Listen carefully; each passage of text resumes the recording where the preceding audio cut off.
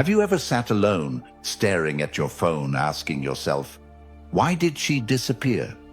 One moment, she's all into you, smiling at your texts, calling you hers, giving you hope. Then, nothing. No message, no reason, just gone. Weeks pass. You rebuild your peace. You refocus your life. And then, she returns, like nothing ever happened. No apology, no explanation. Just a casual, hey. You read that text, and every part of you screams, what does this mean? What do I do now? You're not alone. This is a test, and how you respond will change your life. This isn't just about her. It's about you. Your dignity, your self-worth, your values, your future. But most men, they fail. Today, you won't. Comment, never again, if you've ever been ghosted or hurt by someone who thought you'd still be there waiting. And stick with me to the end. This message will transform your life, not just your love life. Number 1. Why she disappeared. She disappeared not because you were boring, or because she suddenly saw a flaw in you that made her question the entire connection, but because deep down, you were stable and present in a world where chaos is romanticized, where men who provide peace are confused with those who bring passivity, and the ones who are always available are seen as dispensable. She vanished because in her world, the excitement of attention from many carries more weight than the consistency of loyalty from one. And even though your presence should have been the very thing she cherished, it became the thing she subconsciously resented because it made her reflect on the fact that she herself wasn't ready for something real. She wasn't emotionally equipped to reciprocate what you were giving freely, and because she didn't have the maturity to look you in the eye and say, I'm not ready, she chose the easy way out. She vanished, she ghosted, she slipped away without explanation, and in that disappearance, she sent a message not just to you, but to herself, confirming that she doesn't have to face consequences for emotional negligence, that as long as she remains the prize in the eyes of men, she can come and go as she pleases. And let me ask you something that might sting. How many times did you compromise your own standards just to keep the peace? How many times did you ignore that gut feeling when her words and actions stopped matching? How many times did you tell yourself she was just busy, just overwhelmed, just not ready to talk, when deep down you knew she was checking out and you didn't want to admit it? Because that would mean facing the harsh truth that you were more committed to the idea of her than she ever was to the reality of you, and that feeling of betrayal you felt when the connection you invested in evaporated without closure, when her "I'm different" turned into the same pattern you swore you'd avoid, when the conversations went from deep to dry, from passionate to passive, from "you're the one" to unread messages. That pain was real. But what you must see now is that her disappearance was never really about you. It was about her unresolved desire for novelty, her thirst for control, her addiction to validation, and most painfully of all, her inability to sit still with something good without sabotaging it out of boredom or fear or emotional immaturity. And that's the part no one wants to say out loud, that some women will walk away from what's best for them just because they never learned how to value consistency, that they chase chaos under the illusion that it's passion, and they run from peace because it reminds them they have to grow. And here's where Stoic principles come in. Epictetus said, "It's not what happens to you, but how you react to it that matters." And when she disappeared, your first reaction may have been confusion or anger or heartbreak. But now your reaction must be discipline, clarity, and a commitment to never betray yourself for temporary affection again. Because what she did exposed something more important than her character. It exposed what you were willing to tolerate. It revealed how much of your self-worth was tied to her presence, and your healing begins when you write down the truths you ignored, when you confront the parts of you that felt being needed was the same as being loved, and you start shifting your mindset from "why did she leave me" to Why did I hold on to someone who showed me they were capable of disappearing without a word? And you start transforming when you accept that her leaving gave you the rarest opportunity of all, to see clearly, to detach, to build a version of yourself who no longer tolerates confusion as a love language. And that version of you doesn't check her profile, doesn't reread old messages, doesn't wait for closure, because he understands that the very act of disappearing without respect is closure in itself. And the day you stop trying to understand people who never tried to understand you, the day you stop romanticizing pain as proof of love, the day you choose inner peace over external validation, that is the day you stop attracting runners and start attracting equals. Not because you changed for them, but because you finally saw yourself as someone worth protecting.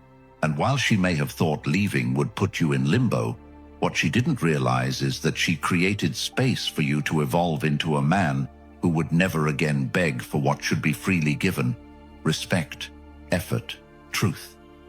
Number 2, why she's back now.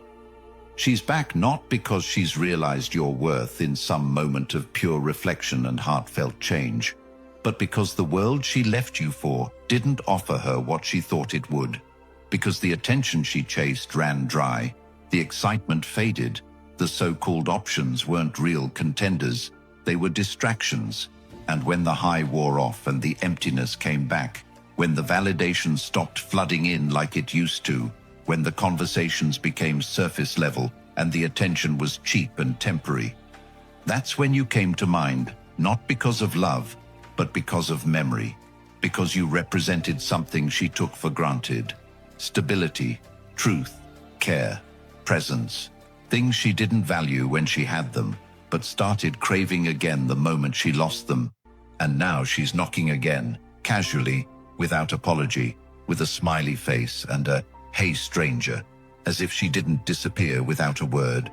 And she's watching closely, carefully, to see if the door is still open, because her ego is starving, and you were once the place she could always go for nourishment. But the question is, are you still that man?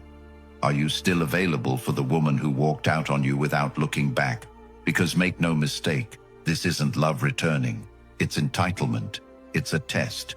It's her seeing if her choices have no consequences.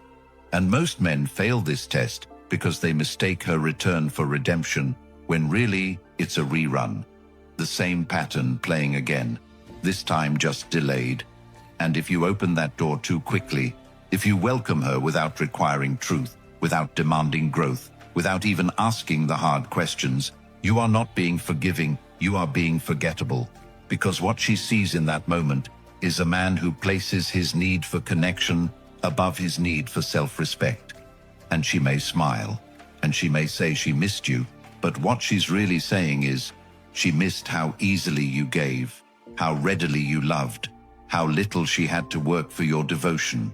And if you offer that again, without any sign of change on her part, you will once again become the backup plan she runs to when her latest thrill disappoints her.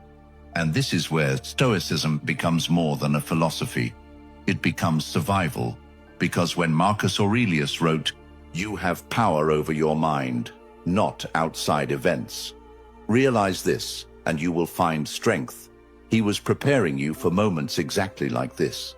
Moments where someone you once loved comes back not out of respect, but out of need. Not because they grew, but because their distractions failed. And your strength lies in seeing the situation clearly and acting with intention, not emotion.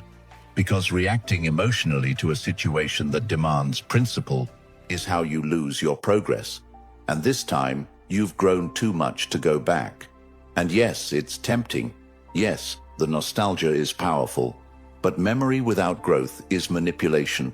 And you owe it to yourself to stop recycling old pain just because it's dressed in new packaging. So you ask the questions. Why now? What changed? What work has she done on herself? And most importantly, why didn't she choose to stay when you offered your best the first time? And if she can't answer those with clarity and accountability, she is not returning with love. She is returning with expectation. and you are under no obligation to meet it, because your peace is no longer for sale at the price of temporary affection, and you are not obligated to respond to a message just because it was sent, especially not when that message is a test of your emotional memory, a test to see if you still need her validation more than your own clarity. And if you pass this test, if you hold the line, if you maintain the boundary, you don't just teach her a lesson, you teach yourself that you are finally free.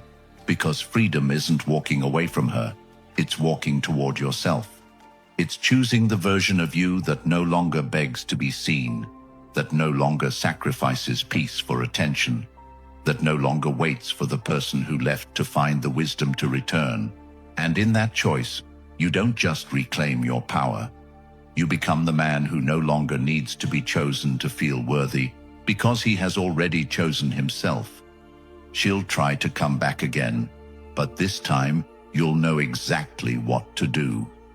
If you've ever questioned whether you were too forgiving, too available, too patient with someone who didn't value you, then the Stoic Relationship Blueprint is the guide you've been waiting for. It answers the questions you've asked in silence.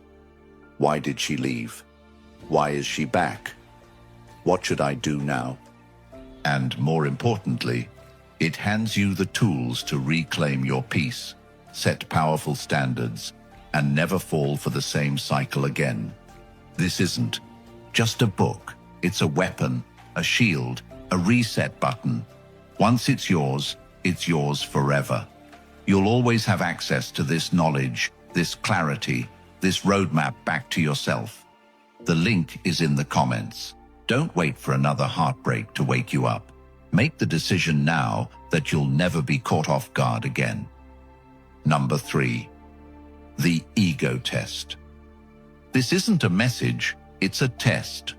When she comes back after vanishing without a trace, without explanation, without remorse, and you see her name light up your screen again, that's not a romantic gesture. That's a calculated move to see if you're still available on demand, if you're still emotionally invested, if you still care enough to answer immediately, if your self-respect has an expiration date. And most men don't see it for what it is, because they're too emotionally entangled in the fantasy of what used to be, not the reality of what is.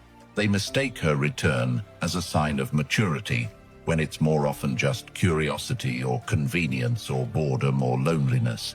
And in that moment, you are not receiving an olive branch. You are being weighed, and the scale is her ego asking, do I still have access to him without doing the work? And if you answer yes, if you reply eagerly, if you act as though the past never happened, you've failed the test, not because you're a bad man, but because you've allowed yourself to be emotionally manipulated by someone who walked away from your presence when it no longer served her needs, and now returns not to heal, but to re-establish dominance in your emotional world. Because women know, whether consciously or subconsciously, that a man's attention is a resource, and once they lose consistent access to it, they want to see if they can reclaim it without investment. And the most dangerous lie you can tell yourself in this moment is that this is a second chance at love, when it is usually a second chance at being used. And this is where discipline must replace desire, where your emotional control must override the dopamine response of seeing her name again. Because this test is not about what she says, it's about what you allow, and the man who has no standards will always fall for the same pattern, wrapped in different timing. So now ask yourself, why did she come back with no apology? Why did she show up with casual words after a disrespectful absence? What does she expect from you now? Validation, comfort, forgiveness, or attention? And how you respond isn't just about her. It's about the version of yourself you've built since she left. Because the man who still needs her approval will respond from hope. But the man who has reclaimed his peace will respond from clarity. And clarity tells you this: anyone who leaves without care should not return without consequence. And if you make yourself easy to return to, you've told her she never needs to grow to keep you. And that kind of man is not respected, not admired, not valued, He is used, dismissed, and recycled whenever she needs a temporary fix for her emotional hunger. So you must make a choice. Do you pass this test by standing firm in your standards, by holding her accountable, by asking what she's done to earn your energy again? Or do you fail it by going back to the man you were when she left, uncertain, forgiving too quickly, desperate for her attention? Because every time you fail this test, you don't just lose her again, you lose more of yourself. Your self-respect gets chipped away, your emotional foundation weakens, and you train her to believe that no matter how badly she disrespects you, you'll still be there. And if that's the message you send, you can't blame her for coming and going at will, because you've told her through your actions that your value is flexible, your standards are negotiable, and your heart is open to being toyed with indefinitely. But if you pass this test, if you hold the line, if you demand growth, if you ask the hard questions and require real accountability, then you teach her, and yourself, that you are not a man to be tested, you are a man to be respected. Number 4. She sees you as a backup. She doesn't see you as her partner, her future, her equal. She sees you as a backup, as the reliable plan B, the safety net she can fall into when life doesn't go the way she hoped. And this is one of the most brutal truths you will ever face. Not because it's rare, but because it's so common that most men never even realize it until they're in the middle of being used, recycled, and discarded all over again. And if you don't understand this dynamic, you'll spend your life misreading loyalty for love, interpreting her return as redemption, when in reality it's convenience. And you must ask yourself, what has she truly shown you that says you're her first choice? Not what she says when she's lonely, not the texts she sends when she's bored, not the way she touches your arm when she's between flings, but her actions, her effort, her consistency when she had you. Because women who see you as the man they want for real don't disappear when new options appear. They don't ghost you when attention is abundant, and they definitely don't try to slide back into your life without apology. Once those distractions are gone, and if you don't see the signs, you will mistake utility for connection. You will confuse her need for validation with her desire for you, and before you know it, you're her emotional sponge, absorbing her pain, fixing her mess, rebuilding her ego after every failed situationship. And the worst part is that she'll never respect you for it, because no one respects their fallback. No one falls in love with their cushion. And if you make yourself available to her in that way, you train her to believe that you are the man she can always come back to, not because she loves you, but because she knows you'll always be there. And this is why you must stop romanticizing her return. Stop imagining that this is the beginning of something meaningful, when it's usually just the restart of a pattern, where you are the supplier of comfort, while someone else gets her commitment. And once you recognize that she only calls you when her world is falling apart, once you see that she only wants to talk when the people she chose fail her, once you feel the emptiness in her affection when she needs you versus when she desires you, then you'll finally be able to step back and ask, do I want to be someone's afterthought? Do I want to be the emotional janitor for someone who left me for someone else's attention? And when the answer is no, because deep down it always is, you will start to reclaim your place in the world, not as someone's second choice, but as someone's only choice. And that begins by no longer answering the late-night text, no longer picking up the pieces of her bad decisions, no longer giving her the emotional validation she lost elsewhere. Because when you stop letting her use you for emotional survival, you force her to face herself, and more importantly, you allow yourself to finally move on from someone who never truly valued you in the first place. And that is not bitterness, that is clarity. And clarity is what sets you free. Number 5. How weak men react. Weak men react with emotion, with hope, with desperation disguised as forgiveness. Because when she returns, casually, unapologetically, they don't see the pattern, they see the possibility. And in doing so, they walk straight into the trap of their own emotional fantasy. Because instead of remembering the pain of being discarded, instead of honoring the dignity they lost when they were ignored, instead of recognizing that love without respect is just dependency, they rush to reply. They get excited. They tell their friends, "She's back," like it's some victory. And in that moment, they reveal a truth about themselves they're not even aware of. That they are still placing their worth in someone else's validation. That they haven't grown. That they haven't healed. And that's exactly what she's testing for. Because when she vanished, she was betting on one thing. That you'd still be emotionally available when she got bored of whatever pulled her away.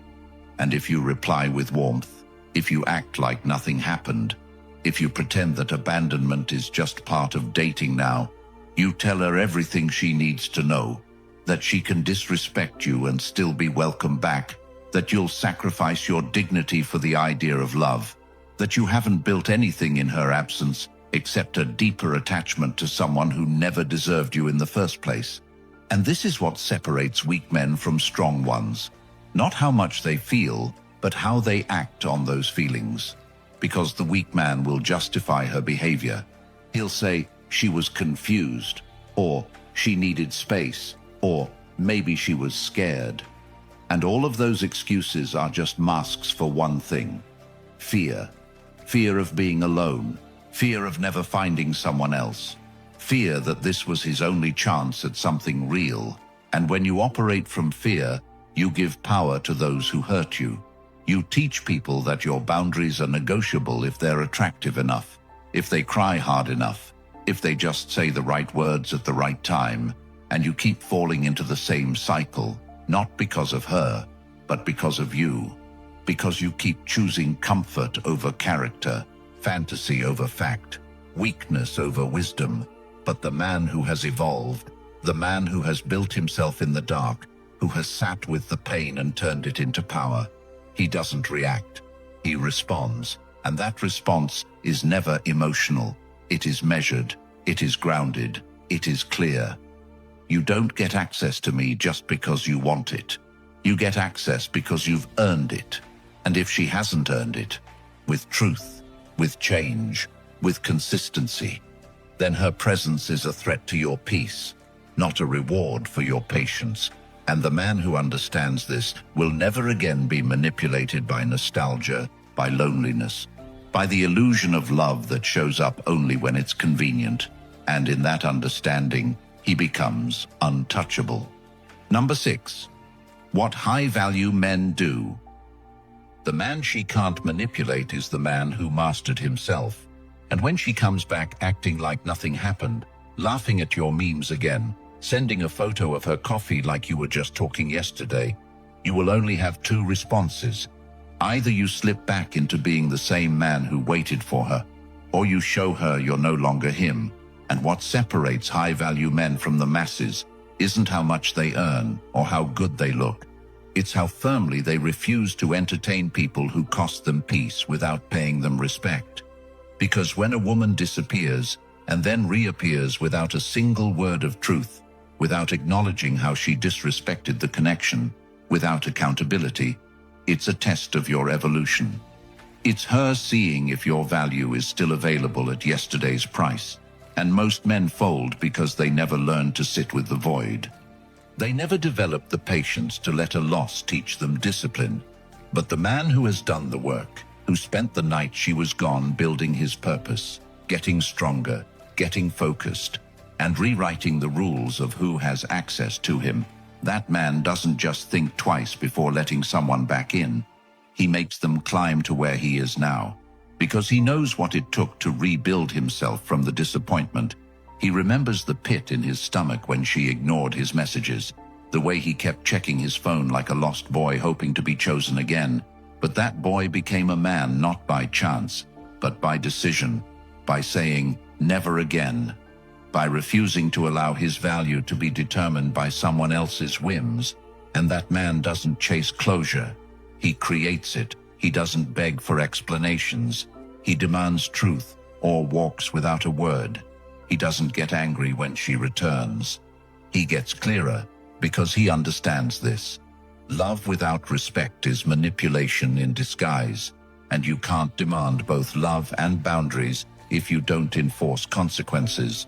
So when she shows up with that flirty energy, that passive reach out, that calculated re-entry, the high-value man doesn't reward it. He challenges it, not with games, but with clarity, with questions that reveal whether she grew or just got bored. And if she can't answer why she left or what changed, if she dodges and deflects and plays victim, he doesn't scold her or try to convince her to be better. He simply doesn't engage, because engagement without standards is an invitation to repeat pain. And pain is a lesson you only need once if you learn it properly. So he measures her return, not by the butterflies in his stomach, but by the substance in her effort. And unless she comes back transformed, honest, and willing to own every action, she doesn't get another chance, because he knows what it costs to love without boundaries, and he will never pay that price again. Number 7, the power of indifference. The most dangerous man is not the one who hates you or loves you, but the one who feels nothing. And that is where you must live, in the place where your emotions don't make decisions for you, where her texts don't create adrenaline, where her return doesn't awaken hope, because when you reach true indifference, she no longer controls you with her presence or absence. She becomes irrelevant to your emotional state, and this isn't about pretending not to care. It's about actually building a life so full, so rooted in purpose, so grounded in your own discipline and vision, that someone coming back from the past doesn't feel like a rescue. It feels like a distraction. And indifference is not bitterness, it's clarity. It's the understanding that someone who left without warning, who treated your heart like an option, does not get the privilege of occupying your mind space anymore, because every time you let her back in without evaluation, you teach yourself that your worth is dependent on being chosen, and indifference breaks that cycle. It says, I'm not here to be liked, I'm here to be respected. And respect doesn't beg for attention. It doesn't chase after ghosts. It doesn't wait by the phone. It creates a reality so powerful that anyone who exits it knows they'll never find that kind of presence again. And when you become indifferent, you become free. Because you no longer measure your identity by who wants to stay or who's interested today. You measure it by how consistent you are in your own values, how disciplined you are in who you let access your time, your energy, your body. And when she comes back with that fake concern, that familiar flattery, that passive interest, you feel nothing. Not because you're cold, but because you've healed, you've grown, you've turned inward and discovered that the man who knows who he is doesn't need anyone to validate it. And if she isn't matching your energy with effort, if she isn't walking in with honesty and responsibility, if she's just testing the waters to see if you're still warm, your indifference becomes your protection, your defense against manipulation, because she can't win games you're no longer playing, and the man who lives by principle doesn't react to temptation. He filters it through his standards, and unless she's bringing something real, he stays focused on his mission, because he finally understands that peace is not found in her return. It's found in his refusal to let chaos back in. Number 8. When to walk away. There is a moment where a man must look at the woman he once would have done anything for and say, I'm done. Not out of hate, not out of anger, but out of complete clarity. Because when she comes back like nothing happened, when she expects to pick up where she left off without addressing the disrespect, without taking ownership, without even pausing to acknowledge how she made you feel, you have to realize this. If you accept her again without change, you are not giving love. You are betraying yourself. And walking away isn't weakness, it's wisdom.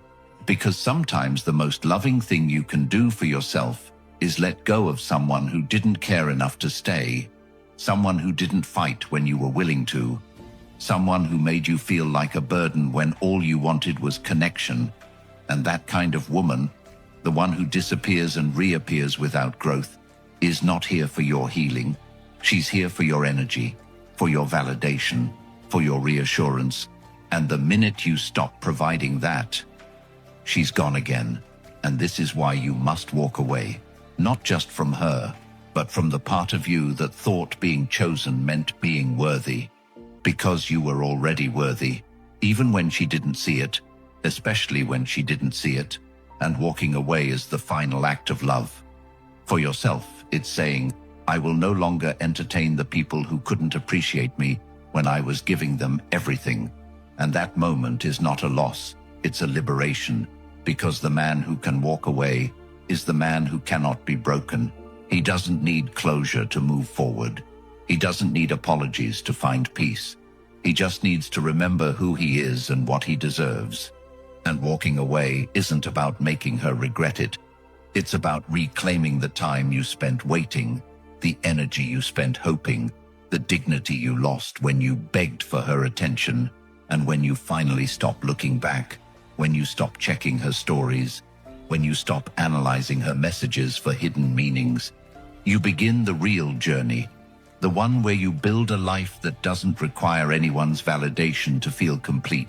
And she will notice, she will feel the shift, she will reach out again. But this time you won't feel that same ache.